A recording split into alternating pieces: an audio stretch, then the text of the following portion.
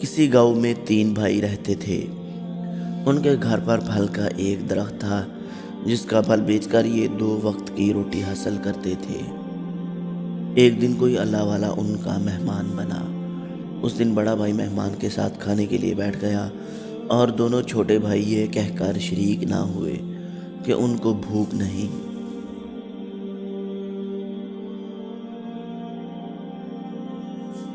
مہمان کا اکرام بھی ہو گیا اور کھانے کی کمی کا پردہ بھی رہ گیا۔ آدھی رات کو لیکن مہمان اٹھا جب تینوں بھائی سو رہے تھے۔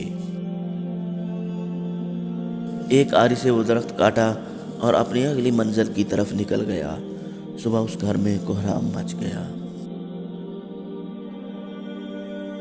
سارا اہل محلہ اس مہمان کو کوس رہا تھا جس نے اس گھر کی واحد آمدن کو کاٹ کر پھینک دیا تھا۔ چند سال بعد وہی مہمان دوبارہ اس گاؤں میں آیا تو دیکھا اس بوسیدہ گھر پر جہاں وہ مہمان ہوا تھا اب عالیشان گھر بن گیا تھا۔ ان کے دن بدل گئے تھے۔ تینوں بھائیوں نے درخت کے پھل نکلنے کے انتظار کی امید ختم ہونے پر زندگی کے لیے دوسرے اسباب کی تلاش شروع کر دی تھی اور اللہ نے ان کو برکت عطا فرما دی۔ جب بھی ہم پر دنیا میں اسباب کا کوئی دروازہ بند ہو جاتا ہے تو ہماری بھی زندگی میں ایک زلزلہ آ جاتا ہے۔ ہم سمجھتے ہیں جیسے سب کچھ ختم ہو گیا، جبکہ یہ کسی نئی شروعات کے لیے قدرت کا پیغام ہوتا ہے۔ انسان کی فطرت ہے وہ دستیاب صورتحال میں کمفرٹ زون بنا لیتا ہے۔